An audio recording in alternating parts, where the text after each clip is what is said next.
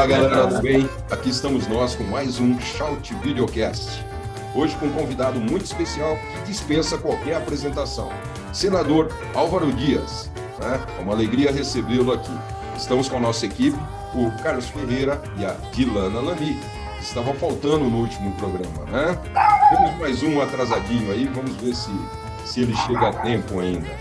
E vamos iniciar, né? Porque nós queremos muita dinâmica hoje, temos muito para explorar, principalmente por uma figura tão importante assim e tão vivida já na política, e vamos tentar levar aí toda a informação possível. Seja muito bem-vindo, senador Álvaro Dias. E vou falar mais uma coisinha, viu? O que a gente falou em outros programas. Você está sendo gravado e tudo que você disser será usado a favor do Brasil. Bem-vindo, Muito bem. Um grande abraço a vocês, Celso, Carlos, a Ilana, o Cláudio, que deve chegar ainda. Se chegar, se não, um abraço a ele também. Mas uma satisfação participar desse debate político, né, num momento importantíssimo, o futuro do Brasil, e nós temos que realmente discutir as alternativas existentes, porque certamente o caminho não é essa polarização.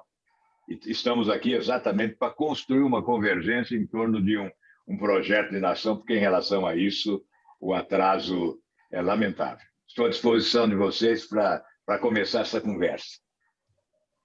Bem, então vamos lá, né? Iniciando aí, como é de praxe, né? Primeiro as damas.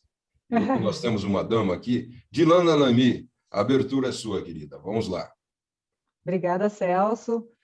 Bem-vindo, senador Álvaro Dias. É uma honra recebê-lo, né?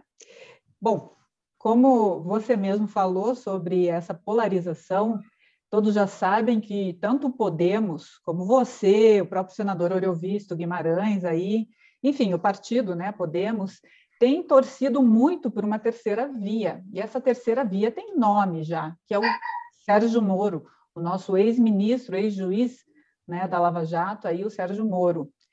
E fica uma pergunta no ar: o que está faltando para o Sérgio Moro realmente vir para o Podemos e aceitar? Porque o que eu vi nas notícias é que a presidente do partido ofereceu, inclusive, uma vaga no Senado para concorrer pelo Paraná, né, a senador.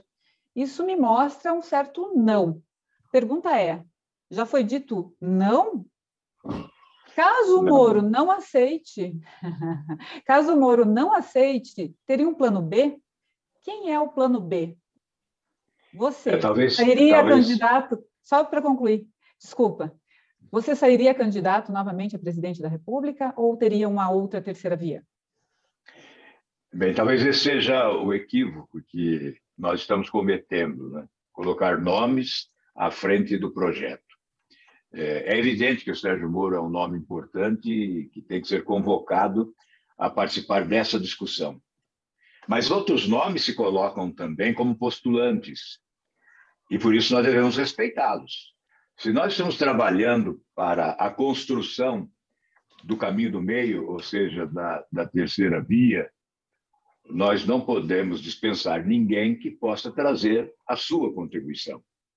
E quando nós ficamos insistindo e colocando nomes, não é o Moro, não é o Eduardo Leite, não é o Mandetta, não é o Luciano Huck, não é o Danilo Gentili, enfim, eu acho que aí nós estamos perdendo o foco. O que ocorreu em 2018? Em 2018, a população idealizava o perfil de político, e é fácil identificar o que a população queria, não é? O que a população queria? As pesquisas qualitativas demonstravam, né? A população queria um político honesto, experiente administrativamente, que combatia a corrupção, combatia o privilégio das autoridades. Esse era o perfil. Depois chegou a campanha, muitos se iludiram com encantadores de serpentes. E aí fizeram a opção exatamente oposta ao perfil idealizado. Isso demonstra que a população não procurou um projeto.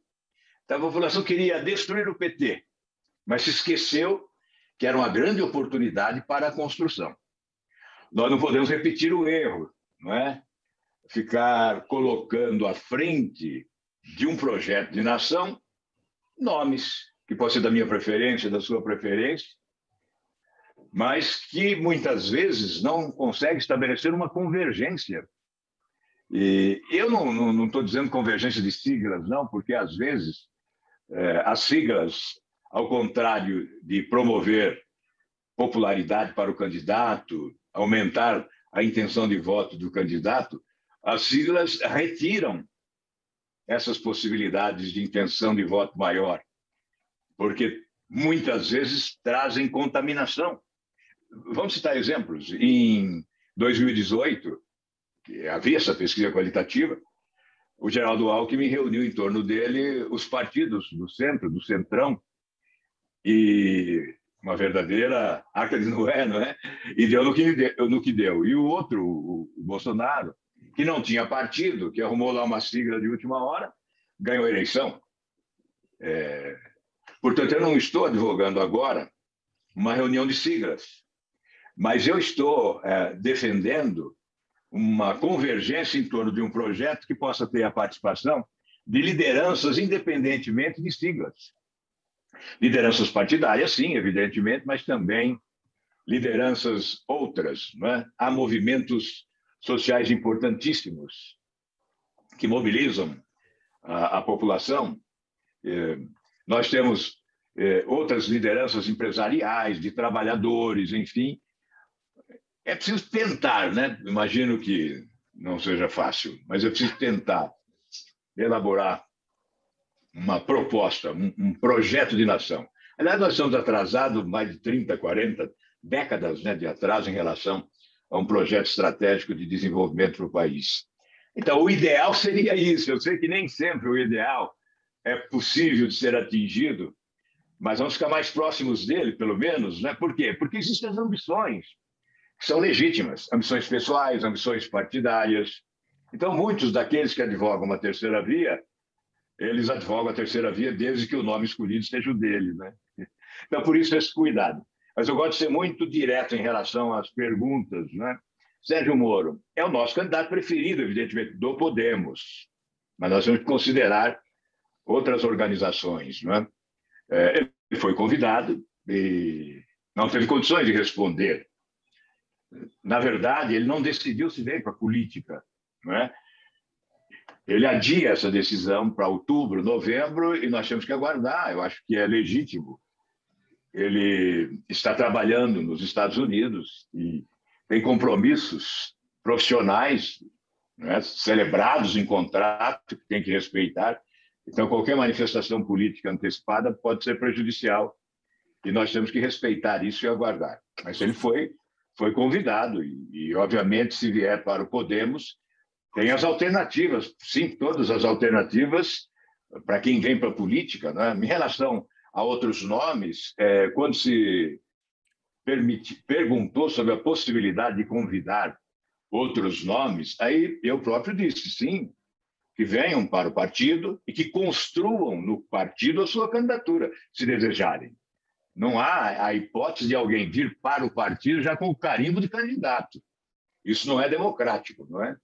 Então, os que desejarem vir, obviamente, estamos de portas abertas, desde que tenham o compromisso, principalmente com o combate à corrupção, que tem sido a nossa prioridade, né? Se vier com esse compromisso, portas abertas, e podem construir no interior do Podemos, no contexto desse movimento que se chama Podemos, não é? Eu tenho receio sempre de falar em partido político, porque no Brasil nós não temos, mas o Podemos é um movimento que caminha para se tornar um partido político de verdade, e esse é o nosso desejo. E para que isso ocorra, nós precisamos realmente conquistar lideranças que pensem desta forma. Por isso, senador, pois não. Se me permite interromper, pode interromper sempre. Gostaria que você complementasse aí se você pode citar algum desses nomes aí que viriam somar assim e que seriam interessantes. Já que tocou. Não, eu acho que somar na construção de um projeto, todos esses citados somariam, não é? Cada um com a sua personalidade política e certamente trariam uma grande contribuição. Isso é muito difícil, você sabe, Celso, que não é fácil, né? Porque essa questão do projeto de nação sempre ficou em segundo plano. Nunca se considerou da forma que se deve considerar, que o projeto é mais importante que as pessoas, né? Nós estamos vendo agora o que ocorre quando você elege uma figura e não um projeto.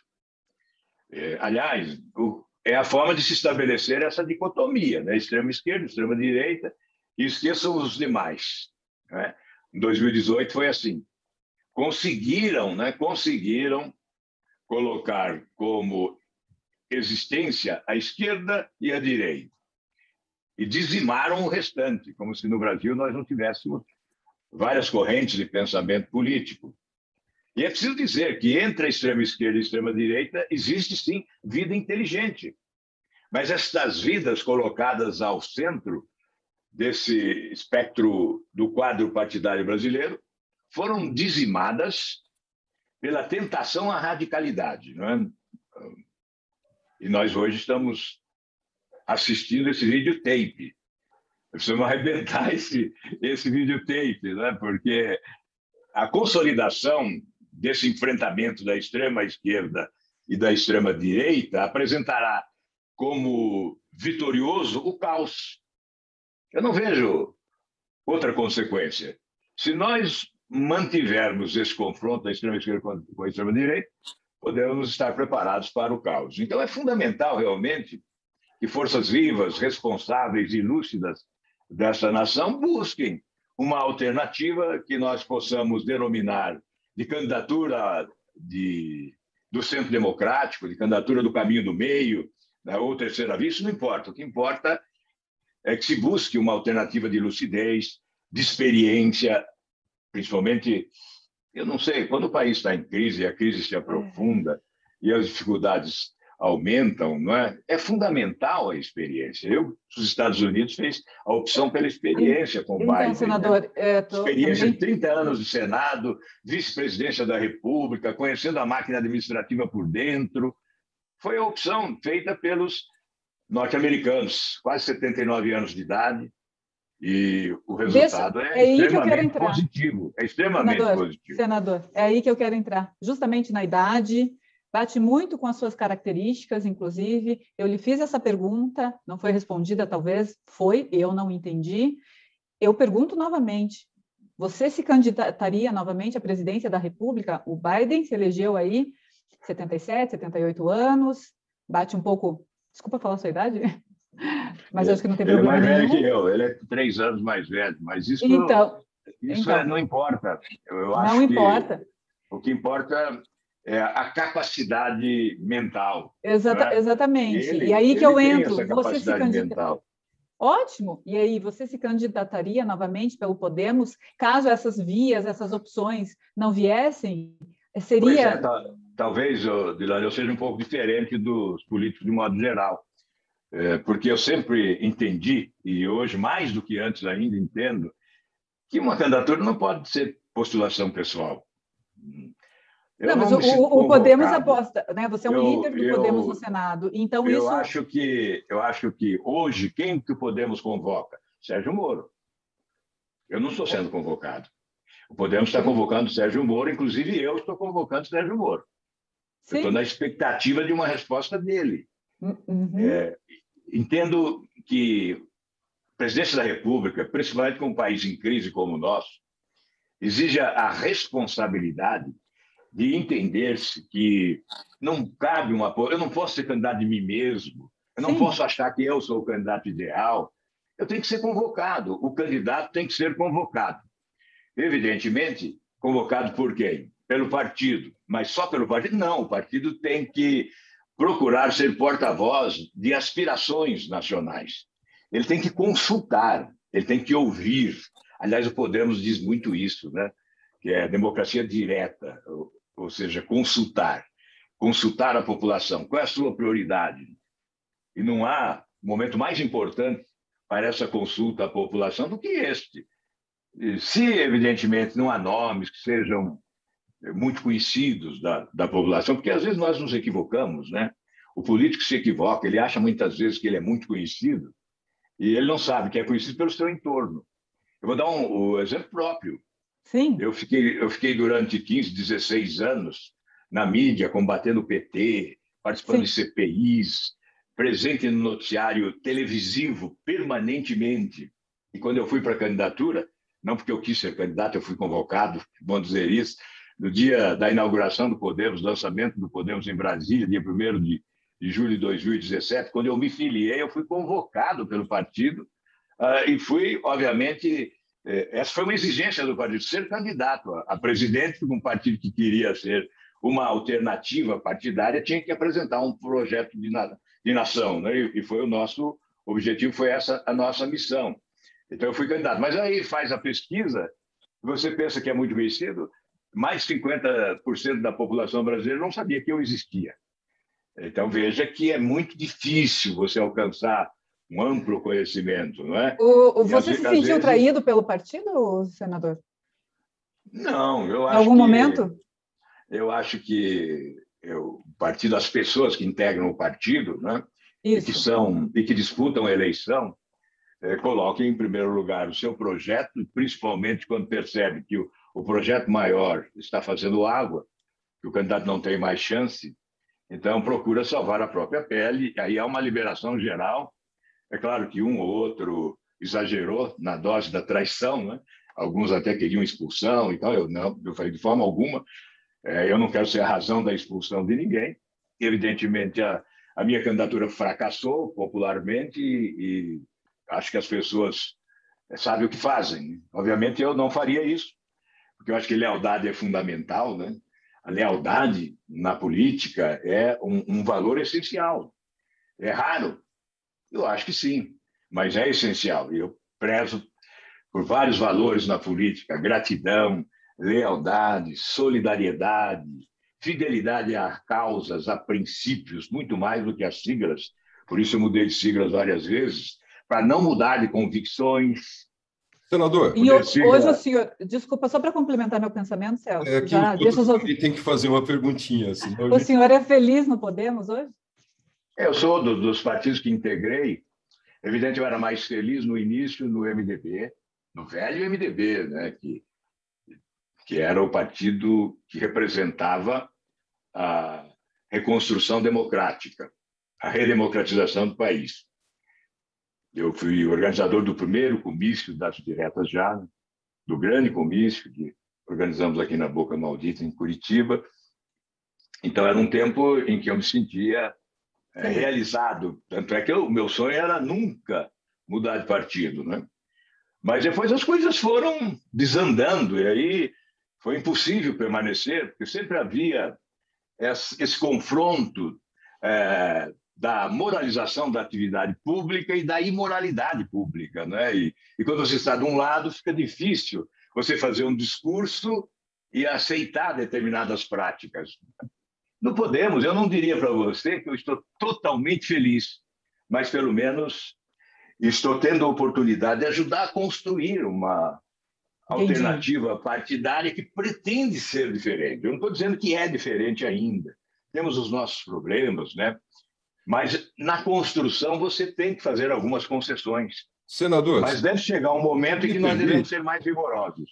Pois não, eu gostaria de pegar um gancho nisso aí, senador, porque nós falamos aí em Sérgio Moro, né? E aí nós desviamos, fomos para poder dar uma dinâmica maior aí. Eu gostaria de voltar nisso aí. Hoje, o Brasil inteiro vê, graças à CPI, que virou um palco nacional, né? É a novela das 8, a campeã de audiência hoje. Então, nós vemos ali, sobretudo na CPI, que ela deixou isso bem claro, uma não unicidade do Podemos. Eu vi uma nota do Podemos dizendo que seria que o partido ele dá liberdade de pensamento, de expressão, etc. e tal, mas, infelizmente, não colou isso. Tá? Desculpa, como eu já te falei, não, nós estamos aqui para provocar. Tá? Infelizmente, não cola. Essa notinha foi uma coisa assim que nem repercussão teve, tá? Porque não convenceu ninguém. nem gregos, nem troianos. Hoje nós temos no Podemos, ali dentro da CPI, uma catervinha, porque não tem outro nome para dar, sabe? E que mostra que não há unicidade no partido. Então, como que nós vamos confiar num partido assim? Com os nomes bons. Então, Álvaro Dias é um nome respeitável, é alguém que eu apoio e tal, então eu vou ter um olhar bom para o partido.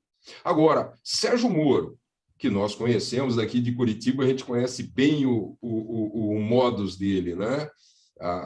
Como ele age. Sérgio Moro é muito analítico. Será que isso não estaria freando essa decisão dele? Não seria uma causa da demora? Aqueles boi berrantes ali da CPI e falam em nome do Podemos. Poxa vida, aquilo lá não mancha o partido? Isso não interfere nisso, Álvaro? Seja sincero com a gente nisso. Comece por aí, então. Primeiro, a única decisão do Sérgio Moro é que se ele vier para a política, não podemos. Então, isso não está atrapalhando. Não existe outra alternativa no Brasil. Não, ele já decidiu desta maneira e já comunicou a quem interessava, outro partido que o convidou. Ele comunicou que já tem uma definição, como o general Santos Cruz já tem, como o Rodrigo Janot já tem, de vir para o Podemos. Então, isso não é a CPI que está atrapalhando. Agora, eu posso te dizer, o senador Eduardo Girão é um homem probo, um homem bem intencionado, e ele foi indicado por mim para a CPI por ser o autor do requerimento mais importante, mais representativo, né, com 45 assinaturas. O velho critério do Senado era, inclusive, que autor de requerimento preside a CPI. Por isso, nós, inclusive, colocamos o Girão como candidato a presidente da CPI. Eu o apoiei. Não fomos vitoriosos, porque houve um conluio. E o Girão não tem verba extra, não tem nenhum nomeado no governo, vota contra o governo muitas vezes, vota a favor outras, contra muitas vezes. Agora, quando foi Ciro Nogueira para a Casa Civil, criticou duramente que o Centrão tomou conta do governo. Ele é um homem independente, embora no início dos trabalhos da CPI, em razão de uma posição pessoal dele relativamente a tratamento precoce, ele passou a ser confundido como governista. Por quê? Porque aí está a armadilha da dicotomia, da polarização. Ou você é a favor do governo ou é contra o governo. Você não pode ser contra o governo quando ele erra e a favor dele quando ele acerta. Nós somos proibidos. Eu mesmo apanho dos dois lados. Eu apanho muito da esquerda, porque combati o PT durante muitos anos e sempre vem esse desejo da revanche, né? E apanho dos bolsonaristas porque critico o governo. Então, essa, perdoe a expressão, maldita dicotomia, inclusive nessa CPI, empurra um homem como o Girão para um terreno escorregadio, ele passa a ser considerado um governista. Olha, eu confesso que sofro um choque quando eu vejo o noticiário, o senador governista do Podemos. Eu me sinto mal vendo isso. Então, nós oferecemos total liberdade, sim, por isso a nota que o partido publicou para justificar opiniões divergentes, não é? Nós temos só um titular na comissão, que é o Girão. O Marcos Duval é o suplente. Apenas esses dois participam. O Girão mais assiduamente e presencialmente. O Marcos Duval mais à distância. É claro que nós discordamos de algumas posições deles, não é? Mas, no essencial, a respeito ao partido, da parte de ambos. Como eu disse antes para a Dilana, nós temos que fazer algumas concessões, porque estamos construindo um partido. Veja, nós já perdemos 4 senadores. Nós seríamos hoje a maior bancada do Senado. E nós não fizemos questão disso, porque colocamos como prioridade a nossa identidade, né? Tentando construir algo. Nós poderíamos ser hoje a maior bancada. Nós expulsamos a Rose de Freitas, exatamente porque passou a defender uma reforma à Constituição para reeleger o presidente do Senado. E depois facilitamos a saída de mais 2 senadores e perdemos a juíza Selma de forma injusta, uma vingança em função do comportamento dela de colocar os ladrões de colarinho branco na cadeia no seu estado. Ela foi, inclusive, apelidada de Moro de Saias. As injustiças que o Moro sofre hoje, não é? Os que o condenam, condenam porque foram condenados, não é? Direta ou indiretamente condenados. E a Selma também viveu esse mesmo drama. Então, Celso, em relação a essa questão da CPI, é exatamente a dicotomia que está promovendo essa desorganização em relação ao pensamento do partido, o Podemos. Nós estamos sendo prejudicados com isso, sim. Temos que fazer a nossa autocrítica. A presença do nosso representante, ou dos nossos dois representantes, poderia ser mais vigorosa em relação ao governo atual. Na verdade, o Girão ele defende a investigação do governo federal. Ele, inclusive, tem propostas lá de requerimentos que dizem respeito à investigação do governo da União, mas ele insiste muito na investigação de estados e municípios, e eu também insisto nisso. Não acho justo deixar o consórcio do Nordeste com denúncias gravíssimas de corrupção sem investigação. Afinal, a CPI tem que existir para investigar de forma ampla e não apenas no interesse eleitoreiro. É evidente, eu quero derrotar o Bolsonaro, eu quero derrotar o Bolsonaro, mas não vou usar a CPI para isso. A CPI não pode ser um palanque eleitoral. Eu sempre fui defensor de CPIs, não é? Um instituto importantíssimo para cumprimento do dever do Legislativo de fiscalizar o governo, mas a CPI tem que ter credibilidade para ter autoridade de investigar. Não é com certos comandos que arranjam que nós vamos ter credibilidade para investigar. Bem, senador, agora, tentando ser bem rápido nisso, porque tem os outros participantes aí e tem perguntas, eu me permito discordar de você, Álvaro. Tá? E você sabe o quanto eu gosto de você.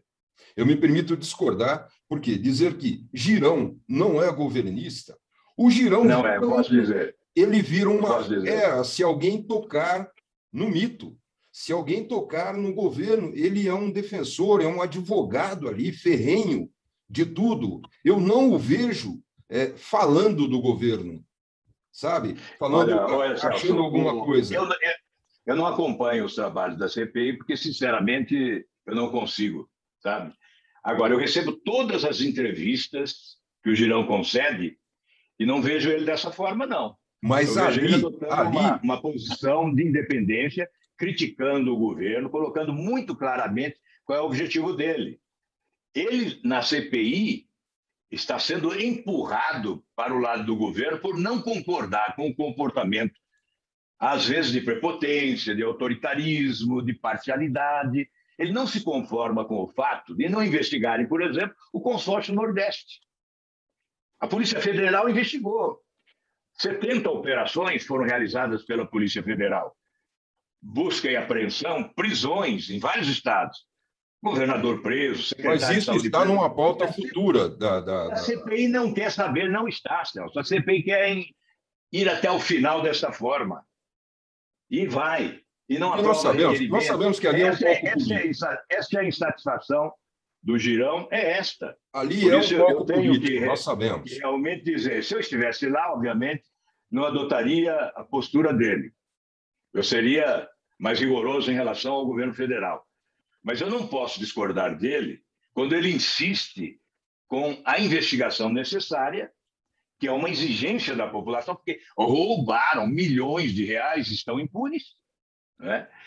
E nós sempre dissemos que quem rouba dinheiro público, especialmente da saúde, mais do que ladrão é assassino, porque muita gente morreu por falta de recursos. Né?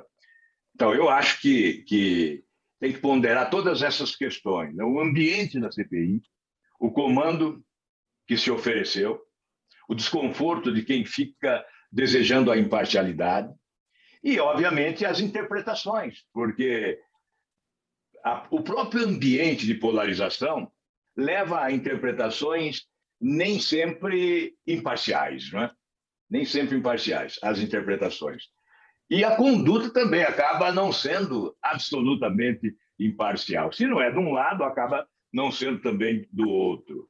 Então, a verdade é que começou mal, né, com essa com esse conluio que levou a um comando que desrespeitou todos os critérios possíveis e imagináveis, né? As arrumações feitas ali, e, obviamente, agora nós temos que conduzir desta forma. Evidentemente, algum benefício ela está produzindo, sim, porque acaba colocando mal à luz, né? A mídia nunca deu tanta cobertura. Aliás, hoje só existe a CPI. Para a grande mídia, só existe a CPI. Nada é mais importante do que ela, não é?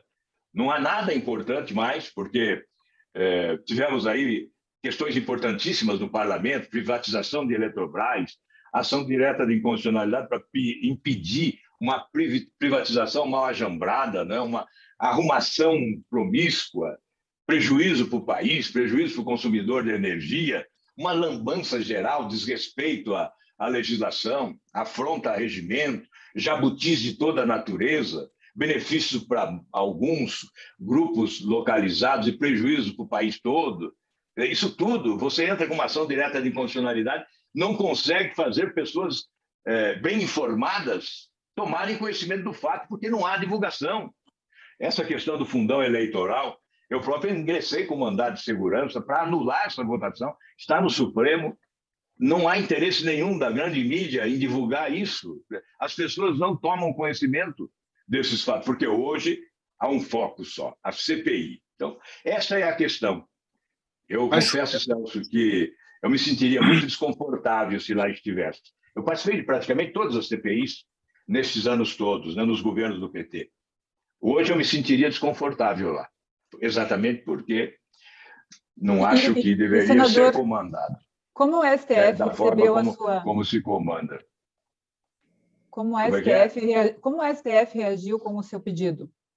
Bem, nos dois casos. O primeiro, o relator Cássio Nunes. Então, ele deu vistas à Procuradoria da República e à Advocacia Geral da União e aguarda, provavelmente, que até o final de agosto podemos ter uma solução. E a Rosa Weber, né, que ficou com o mandado de segurança, ela deu vistas ao próprio Congresso, encaminhou ao Congresso para o Congresso responder às questões. São duas questões fundamentais que eu coloco no mandado de segurança.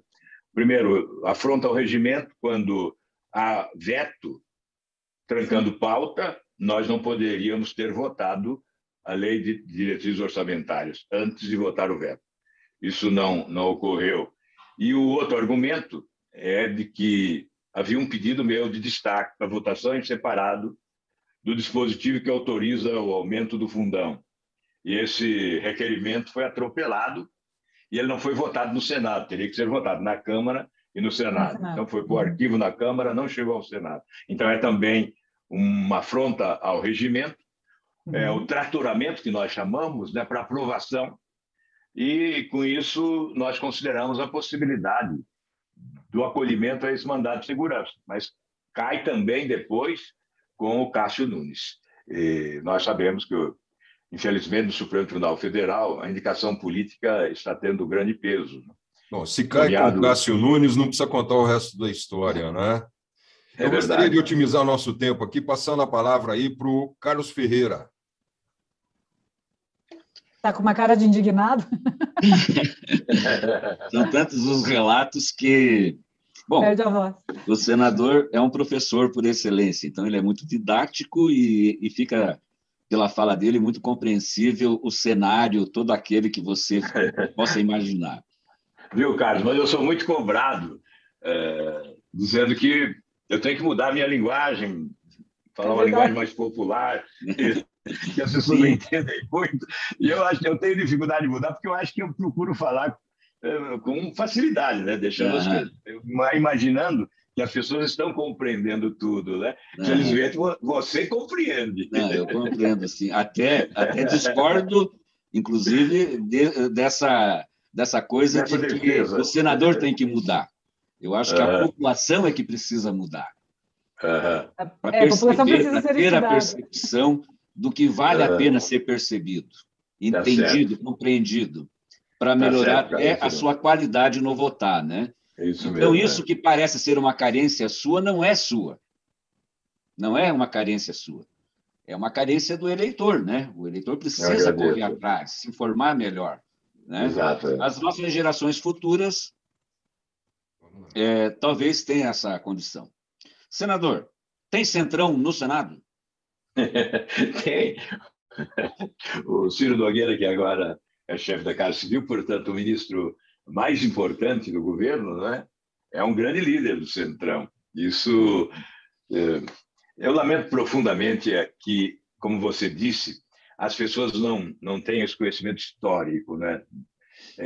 Recente, não estou jogando lá para o século XV, não. Eu estou falando de momentos que antecederam a eleição do atual presidente, né?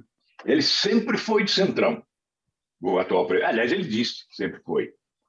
E disse quais os partidos que ele frequentou que integravam o Centrão. Então, na verdade, nesse ponto ele não engana. Não, eu sempre fui de Centrão, ele disse.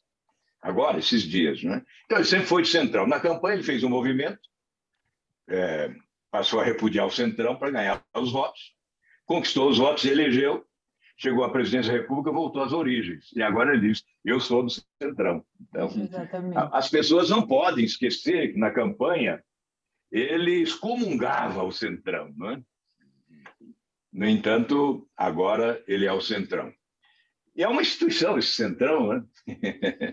Uma instituição que busca os seus próprios interesses, né? Então, tem no Senado e tem os integrantes do Senado e da Câmara, né? Embora tenha uma atuação distinta, não é? Mas, na verdade, possui o mesmo pensamento, toma lá da cá, do balcão de negócios, né? E, como diz aqui no interior do Paraná, não tem perigo de dar certo. Não tem perigo de dar certo. Nós estamos no fundo do poço, continuamos cavando, porque, evidentemente, o Centrão não é o caminho para resolver os problemas do país, né?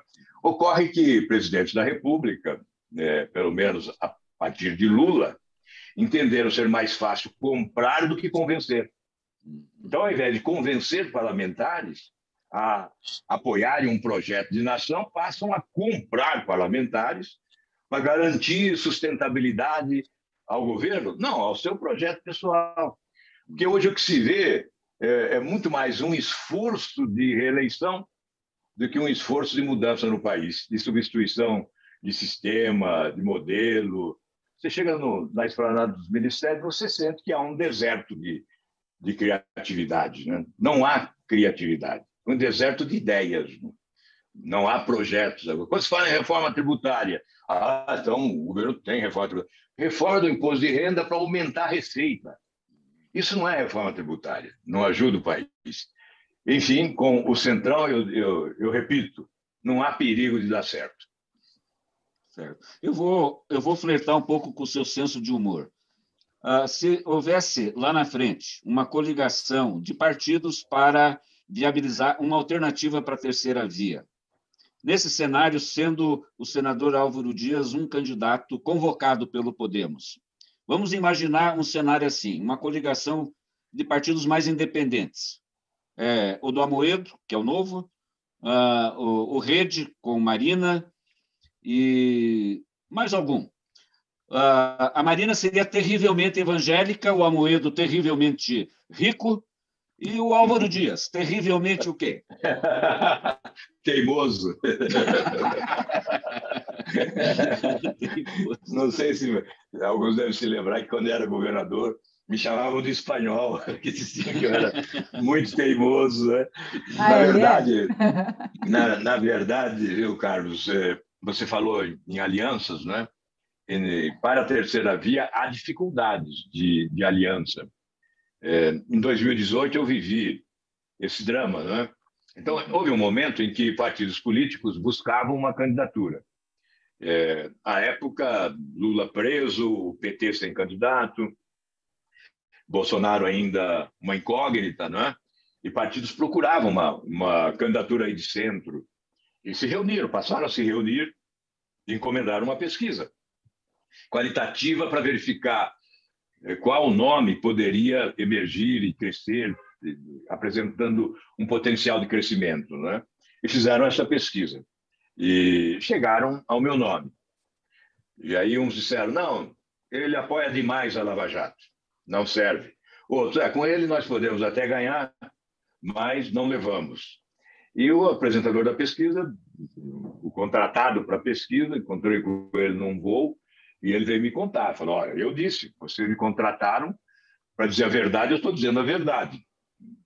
A alternativa viável é essa, que não tem rejeição, tem conceito, tem alguma credibilidade e tem, portanto, potencial de crescimento. Com ele há possibilidades. E até sugeriu o vice, eu estou contando isso aqui, né, publicamente, eu nunca comentei isso, né? Sugeriu como vice o Datena, que tinha popularidade. Porque, evidentemente, eu não tinha, como eu disse há pouco, né, eu não tinha a popularidade de uma candidatura nacional. Né? E, então, esse cientista político que fez análise da pesquisa considerava que um vice popular poderia agregar visibilidade a uma candidatura que tinha conceito em razão desse combate no Senado Federal ao PT durante muitos anos, e todos viam que, né, que havia uma tendência no país, o desejo maior era derrotar o PT, e isso se configurou depois no resultado das eleições. Então, esse quadro se repete agora, não é? Se nós formos consultar partidos políticos, o Moro é o nosso candidato à terceira via. Alguns dirão, não, mas ele alcançou os nossos líderes aí na Operação Lava Jato. Né? Então, essa é a dificuldade de você agregar siglas. Não é? Agora, eu tenho a exata noção de que é mais importante preservar conceito do que agregar siglas com o objetivo de ter mais estrutura, mais dinheiro para a campanha, mais tempo de televisão. Aí você corre o risco de contaminar a candidatura. Então, é preferível uma candidatura bem oxigenada, com conceito, com credibilidade, sem tanta estrutura, sem dinheiro, sem tempo de televisão, mas com conceito. Eu acho que vale a pena essa tentativa. Não é? Nós temos exemplos de que nem sempre as arrumações políticas dão resultado. Foi o que ocorreu na campanha do Alckmin. Né? Ele conseguiu uma grande aliança. Lá mais atrás, o Collor expulsava os políticos do palanque dele, não queria relação com o político. Né? O desgaste da classe política é que leva a essa conclusão, e ganhou a eleição sem partido. O Bolsonaro ganhou a eleição sem partido também. E, enfim, hoje nós estamos vivenciando um quadro semelhante ao de 2018. E, aliás, é semelhante porque nada mudou, né? A não ser o retrocesso. O que nós estamos vivendo são retrocessos visíveis e deploráveis, e principalmente no combate à corrupção. E a desarrumação das contas públicas, por exemplo, continua. O déficit público crescendo assustadoramente, a dívida pública crescendo, o modelo é o mesmo, o sistema é o mesmo, nada mudou. Então, é evidente que nós retornamos àquele quadro de 2018, que, como precedente, levou multidões às ruas do país, certamente esperando mudanças, e essas mudanças não ocorreram. Correto.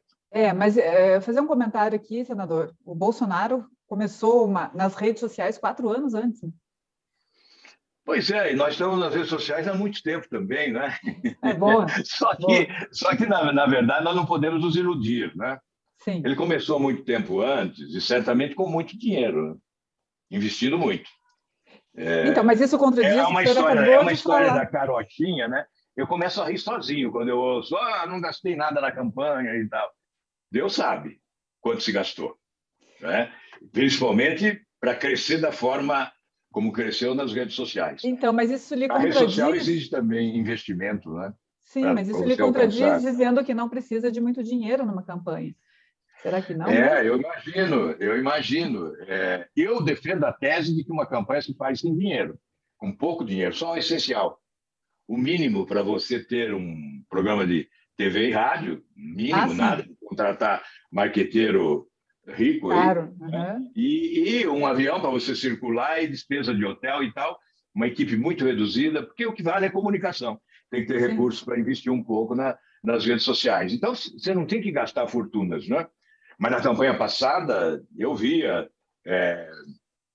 grandes armazéns lotados de placas, de propaganda, de camisetas, equipe de moças distribuindo remuneradas, outdoor em todo o país. Sim. E aí diz, olha, eu não gastei, é claro, então foi caixa 2. Né? Era voluntário, né? O Cláudio Reis está sinalizando lá. Não foi declarado, mas foi gasto. O Cláudio Reis está sinalizando lá, ele quer uma vezinha também, gente. Vamos lá, Cláudio. Fala, Cláudio. Gente, primeiro, desculpa por eu ter chegado atrasado. Eu estava na Receita Federal, então não preciso falar muito, né? Estava lá tentando pagar e lá é legal. Então, vamos lá, vamos dar dinâmica, gente. Vamos dar dinâmica, por favor.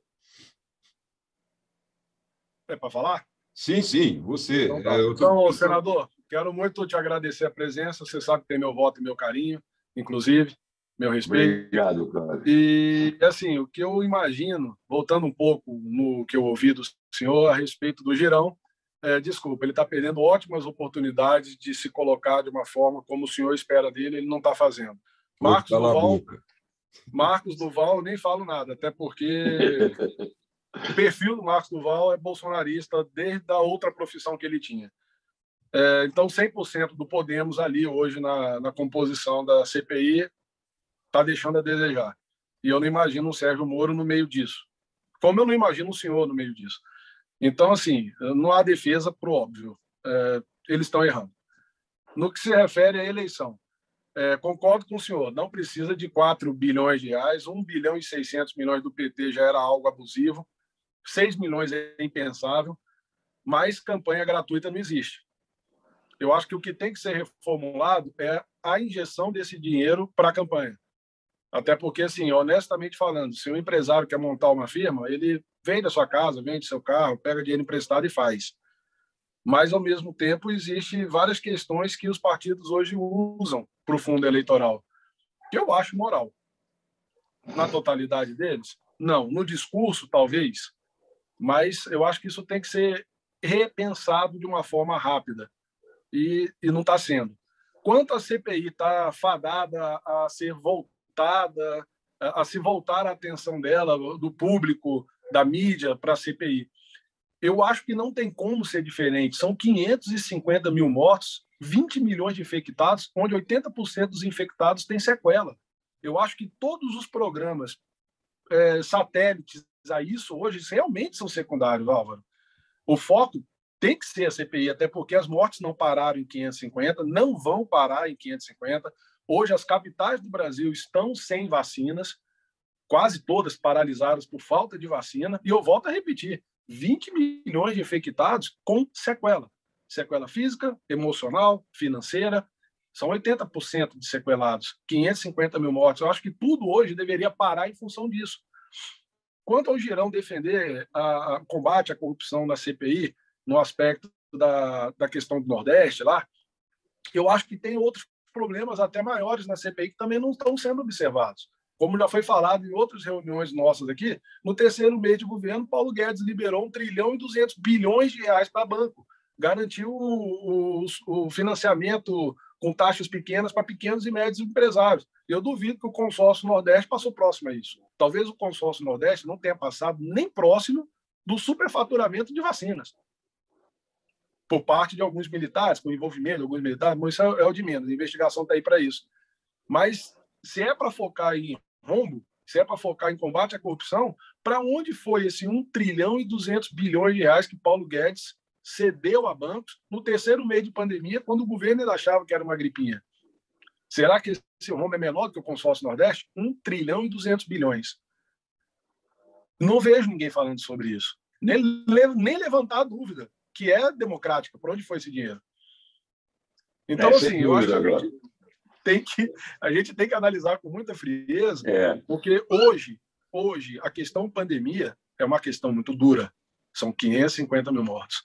E eu acho que nada em torno, flutuando aí como satélite em volta do governo hoje, gerou tanto prejuízo em vidas do que a questão da CPI. Cláudio, eu não discordo, mas eu entendo que existem fatos importantes à distância, que não estão dentro da CPI, que podem ser e devem ser considerados. Não podem ser ignorados, não podem ser esquecidos. E você colocou um deles, que é realmente essa questão dos recursos que foram para os bancos, supostamente para financiar micro, pequena e média empresa, para salvar empregos e evitar falências, não é? E não se sabe onde esses recursos foram parar, porque certamente não salvaram empresas que quebraram e desempregados que estão sofrendo as consequências hoje. Você tem toda a razão. No entanto, é preciso entender bem o papel da CPI. CPI, conceitualmente, não é, ela deve se instalar para convocar o Ministério Público a adotar procedimentos de investigação. A CPI apenas repassa ao Ministério Público que denuncia ou não, que completa a investigação ou não. Então, neste momento, o Ministério Público anunciou que está investigando, a Polícia Federal também, etc. Mas não há mal nenhum em que a CPI continue, para colocar o mal à luz, para que ele possa ser conhecido, identificado e, eventualmente, condenado. Acho que, se há mal, tem que ser condenado. Se há constatação do mal, ele tem que ser condenado. Então, é esse o nosso desejo. E uma CPI pode contribuir, sim, excepcionalmente para isso, né? De forma excepcional para que isso ocorra. Mas ela não pode ficar restrita a um requerimento que abarcou mais, não é? E é preciso chegar lá. Essa questão que você traz à tona também é imprescindível. Imagino que agora na retomada, acho que agora na retomada, esse assunto deve ser focalizado. Até porque é um valor estratosférico, né? Uma coisa... Exatamente. Absurda. E eu imagino que o senador que quiser demonstrar sua independência pode propor isso, pode propor essa investigação. Vamos sugerir o Eduardo Girão, né? Eu imagino que ele esteja desejoso de recuperar-se diante da opinião pública, que, no dizer dele, está equivocada em relação ao comportamento que adota. Que ele diz que é de independência absoluta, que não é governo, que não tem Bolsonaro como candidato, ao contrário, é da terceira via. Está aí uma causa muito maior. O candidato dele é da terceira via. Aliás, ele disse que o candidato dele é do Podemos, né? A presidência da República. Então, esse é um assunto importante que pode ser colocado, não é? É uma causa enorme, né? E diz respeito ao objetivo da CPI, porque esses recursos foram repassados em razão da pandemia. No terceiro mês, quando o governo ainda achava que era uma gripinha. Deixa isso bem claro. Exatamente. Portanto, é um assunto que não pode ficar à margem dos trabalhos da CPI. Isso é estabelecer prioridade, né? Muitas vezes nós falhamos no estabelecimento de prioridades. E há uma inversão de prioridades quase sempre. Né? Sim. Obrigado, a CPI ela enfrenta um problema de tempo, né? Assim como nós também estamos com um problema de tempo aqui, o tempo extrapolando.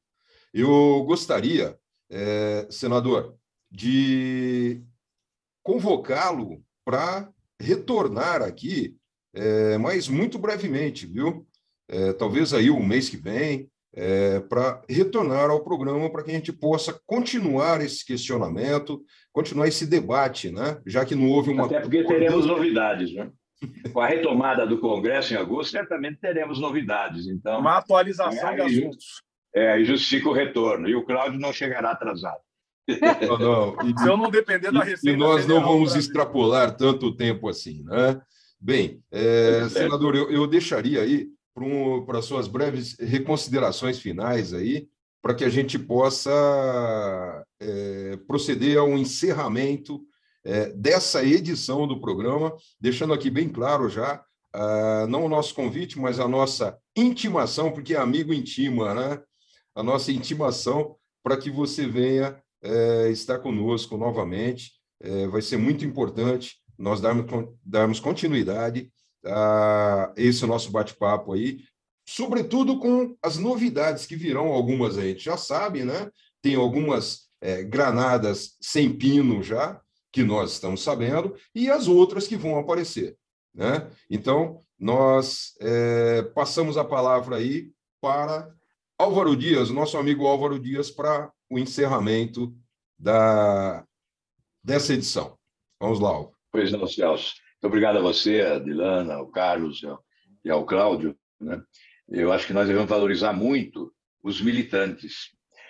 Se nós estivéssemos já com a consolidação do nosso sistema democrático no país, tivéssemos alcançado os avanços indispensáveis, né? Certamente nós poderíamos girar em torno dos partidos políticos e certamente os militantes todos estariam engajados partidariamente, né? No entanto, nosso quadro partidário é esse desastre, nós temos uma estrutura partidária falida, reprovada, desacreditada, condenada pela população do país. Nós temos que, na reforma política, enxugar a representação partidária no Congresso, nas casas legislativas, etc., né, com um rigor maior em relação à cláusula de desempenho. Certamente reduziríamos o número de partidos, poderíamos trabalhar melhor essa questão do financiamento das campanhas eleitorais e, com essa matriz de todas as reformas, que seria a reforma política, poderíamos dar curso às demais reformas que são fundamentais para o Brasil atingir um patamar de país desenvolvido, escapando dessa armadilha da renda média, né, que nos impede de alçar voos maiores em matéria de desenvolvimento. Por isso, essa participação de vocês e de todos os militantes das redes sociais ou de fora das redes sociais, essa militância política acima dos partidos, certamente é fundamental nessa hora, quando há uma polarização que, eu repito, só nos leva ao caos. Isso já está comprovado. Nós não precisamos mais de outras experiências, não é? Então, essa participação é fundamental, nós temos que valorizar. Eu acho que é por intermédio desta participação lúcida, né? E as redes sociais se constituem em instrumento para essa militância, né? Certamente, por ela, nós poderemos esperar alternativa, ou sonhar com alternativa, né? E é evidente que nós temos que alimentar essa esperança. O diagnóstico nosso é perverso, né? Mas é preciso ter esperança em relação ao futuro. E nós temos que assumir a nossa responsabilidade na construção dos caminhos que nos levem ao futuro. Por isso, muito obrigado a vocês por esse esforço, por essa dedicação, né? Por esse entusiasmo, essa participação cívica. Gente lúcida e inteligente tem que pensar no amanhã do país. Muito obrigado e um abraço a todos vocês. Nós é que deixamos o nosso abraço aí, senador, e agradecendo aí a sua presença, agradecendo ao nosso público e prometendo que o senador estará conosco também. Ele, como mais pessoas aí, outras personalidades, né? Mas o senador já confirmando em público. Está confirmado, senador? Estaremos juntos, sim. Estaremos então, juntos. Pronto, ó, ele confirmou publicamente, gente. Temos o vídeo gravado, então não tem como fugir dessa. Fiquem com Deus, aí. Muito obrigado e um feliz Brasil para todos nós. Até a próxima, galera.